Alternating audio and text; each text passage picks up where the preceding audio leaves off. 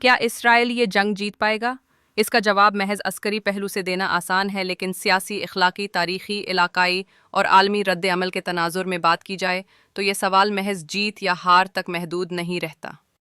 ایک فوجی طاقت کے اعتبار سے اسرائیل ایک جدید، منظم اور ٹیکنالوجی سے لیس فوجی ریاست ہے۔ اس کے پاس نہ صرف طاقتور دفاعی نظام جیسے آئرن ڈوم ہے، بلکہ امریکی امداد اور اتحادیوں کی پشت پناہی بھی حاصل ہے۔ لہٰذا فوجی کارروائیوں میں فتح کے امکانات زیادہ ہوتے ہیں، یعنی وہ غزہ کو تباہ کر سکتا ہے، لوگوں کو نقل مکانی پر مجبور کر سکتا ہے، یا حماس جیسے گروہوں کو وقتی طور پر کمزور کر سکتا ہے۔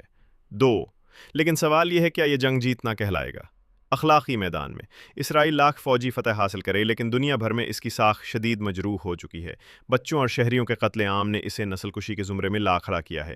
لاکھوں لوگ دنیا بھر میں فلسطین کے حق میں سڑکوں پر ہیں، حتیٰ کہ یورپ و امریکہ کے اپنے شہری بھی۔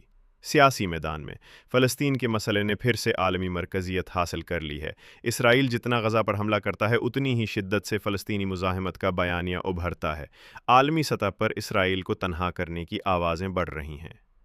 علاقائی میدان میں لبنان، ایران، یمن، شام، عراق، ان تمام جگہوں پر مزاحمتی بلاک بن رہا ہے۔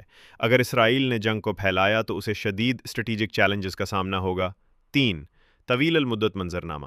زمین پر قبضہ کر لینا آسان ہے، لیکن دلوں کو جیتنا ممکن نہیں۔ اسرائیل فلسطینی نسل کو تباہ کر سکتا ہے، مگر مزاحمت کی روح کو نہیں۔ جنگ میں فتح صرف اس وقت ہوتی ہے جب پائیدار امن، انصاف اور قبولیت حاصل ہو، جو اسرائیل کے موجودہ طرز عمل سے ممکن نہیں لگتا۔ نتیجہ: فوجی طور پر اسرائیل فتح حاصل کر سکتا ہے، لیکن تاریخی، اخلاقی اور سیاسی اعتبار سے وہ مسلسل شکست کھا رہا ہے۔ یہ ایک ایسی جنگ ہے جس میں اگر اسرائیل جیت بھی جائے تو بھی وہ فتح مند ریاست نہیں، بلکہ ظالم فاتح کہلائے گا۔